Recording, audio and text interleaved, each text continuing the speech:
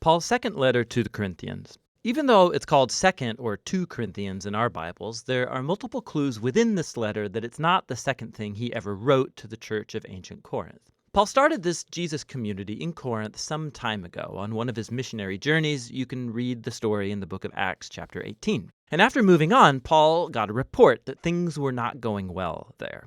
So he wrote the letter that we call 1 Corinthians to correct these problems, and it appears that many in the church rejected Paul's teaching in that letter and rebelled against his authority. And so we learn in this letter that Paul had followed up in person with what he calls the painful visit, and after that he sent a letter which he says was written with anguish and tears. And so after all these measures, most, but not all of the Corinthians realized their arrogance and they apologized to Paul. They wanted to reconcile. And so Paul wrote this letter to assure them of his love and commitment. The letter's been designed with 3 main sections, each addressing a distinct topic. So Paul first finalizes his reconciliation with the Corinthians. Then in chapters 8 and 9, he addresses the topic of forgotten generosity. And in the final chapters, Paul challenges the remaining Corinthians who still reject him. Let's dive in and you'll see how it all works. So Paul opens up by thanking the God of all mercy and comfort, who brought peace and encouragement to him and the Corinthians during this time of division and dispute.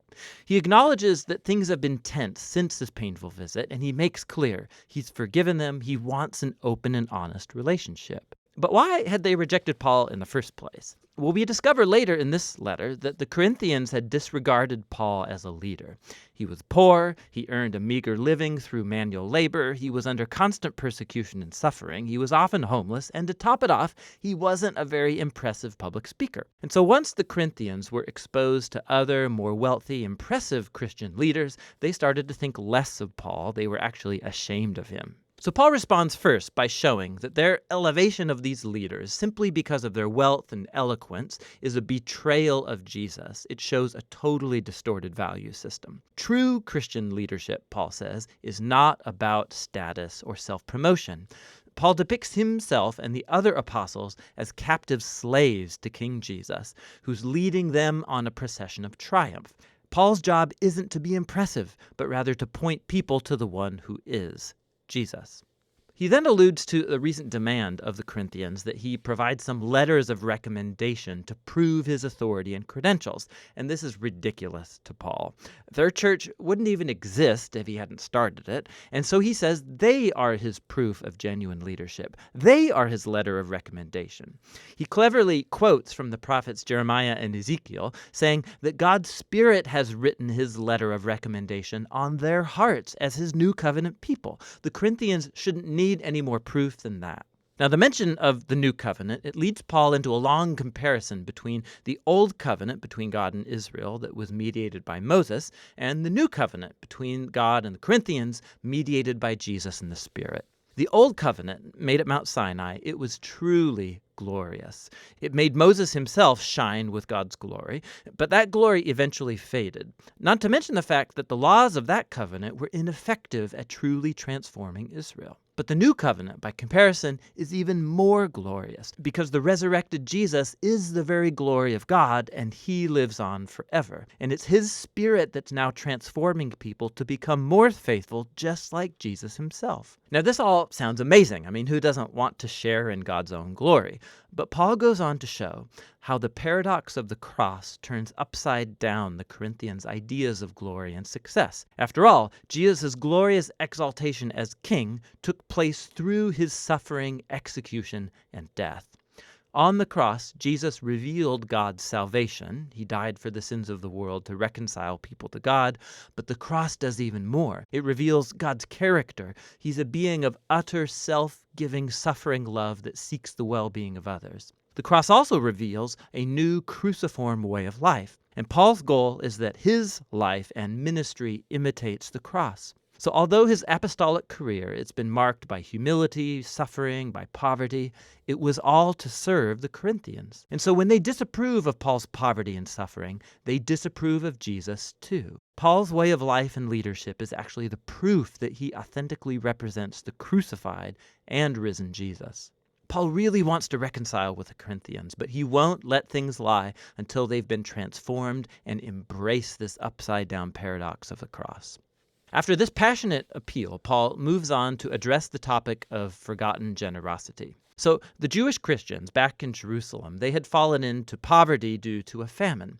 And Paul was raising money among the new churches that he started, full of mostly non-Jews. They would all send a relief gift as a symbol of their unity in the Messiah, Jesus. And so many of his churches, they were thrilled to give. But the Corinthians, in the midst of all this conflict with Paul, hadn't saved up for the gift. And for Paul, this isn't just about money.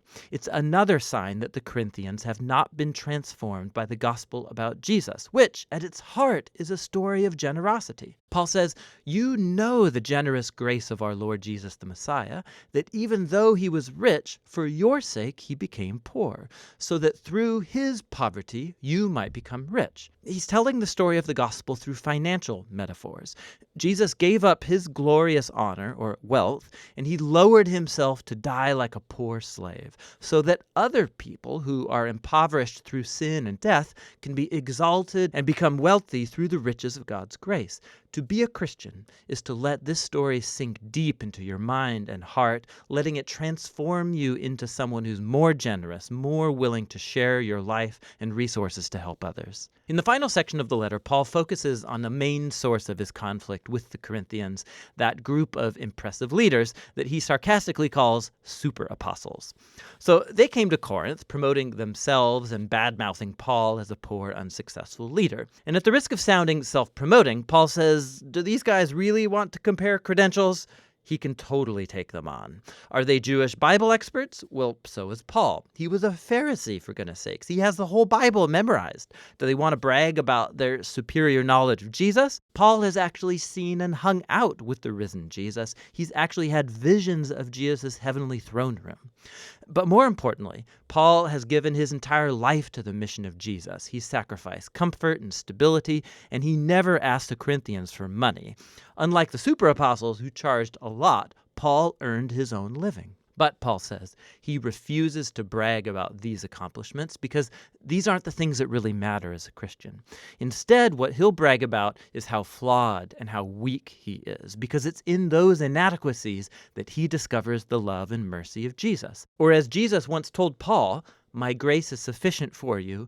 My power is made perfect through weakness." Paul concludes the letter with a sober warning to the Corinthians. They need to check themselves. Their contempt for Paul, his way of life, their love for these super apostles, it all shows that they don't grasp who Jesus is on a fundamental level. They're not living like transformed followers of Jesus, and so he invites them once again to humble themselves before the love of Jesus.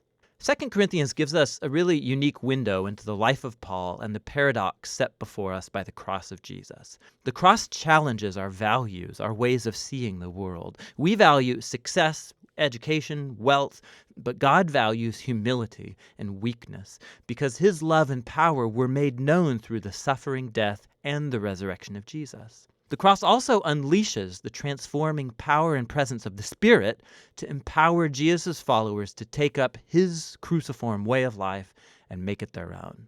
And that's what 2 Corinthians is all about.